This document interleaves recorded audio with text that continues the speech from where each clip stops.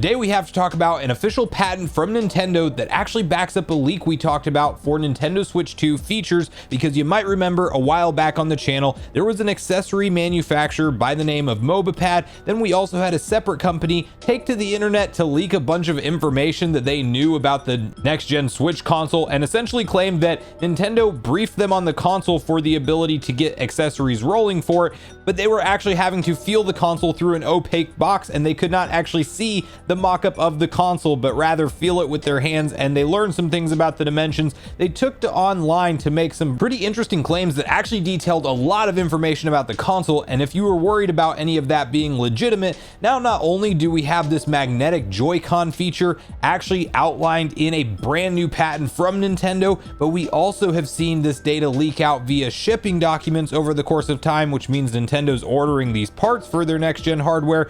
So that more or less, in my opinion, confirms this previous leak to me now that we have all of these multiple data points of information. So I definitely want to walk through all of that, and also what was leaked out from Mobipad, because it's been a while and you may have forgotten some of the features that we discussed at that point in time. And there is also a renewal for a cartridge patent that is exactly tied to the Switch 1 cartridge that leads many online to believe that this is just a necessary step that Nintendo would have to do on the back end to allow backwards compatibility from a physical games perspective to take place on their next gen hardware. So we're going to get on the same page with all of that. Before we do, make sure you like, subscribe, and turn on your bell notification to join Sunbro Nation if you're new here. And we have to first take a look at the patent mock-up that does detail the internals of a Nintendo Switch, but we do not know what model, of course, and Nintendo doesn't have to be specific about if this is the successor model or not, but there are some key differences from what the internals have looked like in the past compared to this one of which has to do with this magnetic force sensor that you can see on screen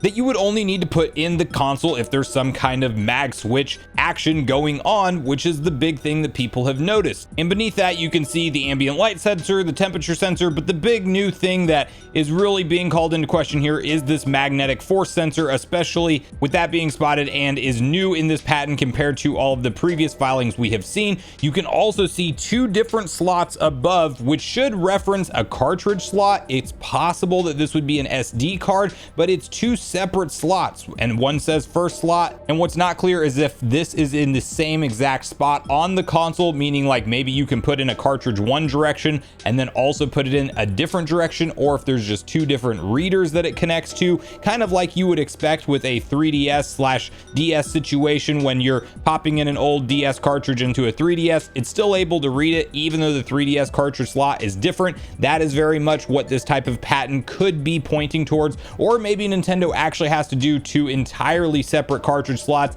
Again, it's not clear how that's being handled, but that is outlined in this patent. You then also have one that kind of breaks down the magnetic feature just a little bit further, and it does appear like there is a lock and unlock mechanism where it shows the magnets connecting. It seems like these Joy-Cons for the next gen console should still be on some kind of rail system, but the mag switches will essentially make it to where there's not that give or that kind of lower grade feeling when playing in handheld. If you're in the middle of intense gameplay and you notice like your Joy-Cons are kind of bending off the console a little bit, if you're just kind of moving it back and forth or trying to shake it a little bit, you notice a little bit of give currently. This would in theory eliminate that and make for a much more secure connection. It is not clear though entirely that Nintendo will still use a rail system. It's also possible that these mag switches, when enabled, are just that strong that you don't have to worry about any kind of rail system in general. So like the slide on slide off thing isn't even a thing anymore, but rather you can just detach them when they're unlocked perfectly from like pulling it away from the console. So interesting concepts from that front. And then you can also quickly see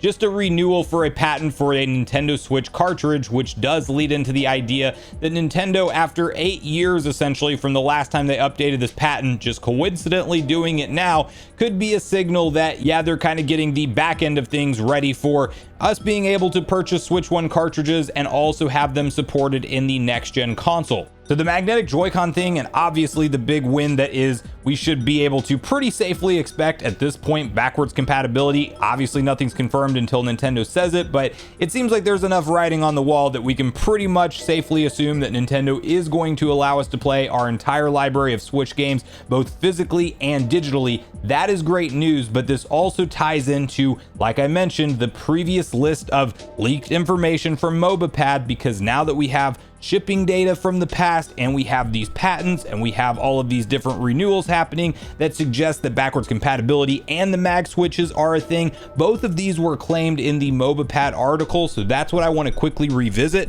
And you can see the following 6 pieces of information that they outline in bullet points, which reads: the Switch 2 will continue to support existing Joy-Cons and the Pro controller, still equipped with ALPS dual axis linear motors for HD rumble. The cartridge slot for the Switch 2 will support backwards compatibility with physical Switch game cartridges, ensuring compatibility with players' existing game libraries, including digital versions. However, the second generation cartridges may not be compatible with the first gen console, which I don't know who would think that they would, but that's outlined nonetheless. The new version of the Joy-Con has a larger volume, and the sliding rail structure has been changed to magnetic suction. The SL and SR buttons are metal buttons. Magnetic suction is achieved through electromagnetic suction technology controlled by electric current. It's worth noting that in addition to the L, ZL, R, and ZR buttons on the side of the Joy-Con controller, a third button has been added on both the left and the right sides. Additionally, below the home button on the right Joy-Con, there is an additional function button. The bottom of the Switch 2 will still feature a USB-C port for docking, and the new generation dock will undergo minor changes in appearance while enhancing performance, supporting 4K resolution. The new dock will feature a dampening bracket on the back, allowing for greater range of adjustable angles. The screen will be upgraded to an 8-inch display supporting 1080p resolution. So again, the more data points that are uncovered online that back up all of these previous leaks and rumors that we've heard about the system just gets me that much more excited while we wait for Nintendo to officially reveal it, because yeah, if we have everything like magnetic attaching Joy-Cons that are going to feel extremely solid for the console, additional buttons on the backs of the console, which might be very nice for the Joy-Con and handheld, a bigger overall form factor for the Joy-Con, and an 8-inch display, that's going to be all big win type of stuff. Now, we still don't know about the display technology. It seems like it's suggested that it will be an LCD and not an OLED. That will very much feel like a step backwards for most folks after you've played on an OLED, because myself included, the OLED is a massive upgrade from the base model Switch in handheld play. But what I would like to point out is that we are not going to be dealing with a 2016, 2017 technology LCD in this console like we did on the OG Switch. Like, we are definitely going to see it look significantly better in terms of color, brightness, and everything it supports, but it is hard to match OLED technology, even if it's a very nice looking LCD. But that's probably going to give Nintendo the ability to 3-4 years into this next gen console's life cycle, maybe give us that OLED model just like they did with this Switch. So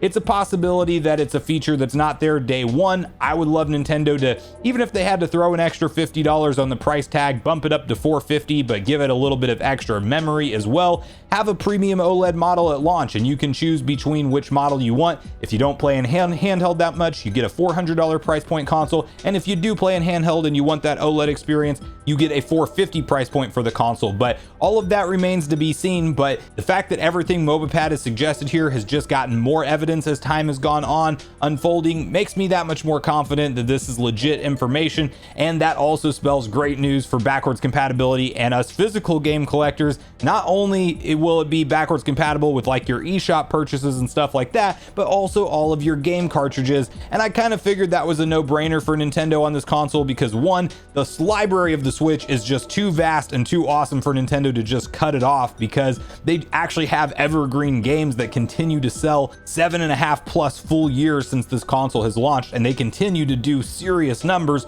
So one, you want to continue to sell that software in your next gen console, but two, they've had a really good track record with offering backwards compatibility on their handheld consoles specifically, at least with the prior model. And I really feel like the only times they've missed is when they've gone through a massive media shift in terms of how you actually play the game. If we exclude like NES, SNES, and N64, obviously those are a little bit different situations, but you go to the GameCube and forward, and outside of like the jump from the Wii U to the Switch, which was a media shift in terms of how you read your games, well, they've really done a good job of supporting backwards compatibility, at least with the most recent system before it. So that's what I think of all this stuff. But now I really want to hear from you guys. What do you think of these updated patents, with Nintendo now essentially outlining in their own official documents that magnetic force sensors are included, and that we have exact outlines of just how that technology works, and them updating their official Nintendo Switch cartridge patent this late into the Switch's life cycle? Do you think that things like backwards compatibility and magnetic Joy-Cons are now more or less a lock? And do you think that the rest of the information from the MobaPad article that we saw An accessory manufacturer for Nintendo Switch is indeed real, and it has all of the legit info on the next gen console. And would you be happy to purchase an LCD 8-inch screen day one at $400, or are you like me and you would definitely like to see an OLED option even if it cost you $50 more at retail on day one? But make sure you share all your thoughts and feelings in the comments down below before you leave, regardless if we agree or disagree. Also make sure you like, subscribe, turn on your notification bell. And with that, I've been Sunbro, you've been Nation. Thanks so much for watching, and I'll see you guys in the next video.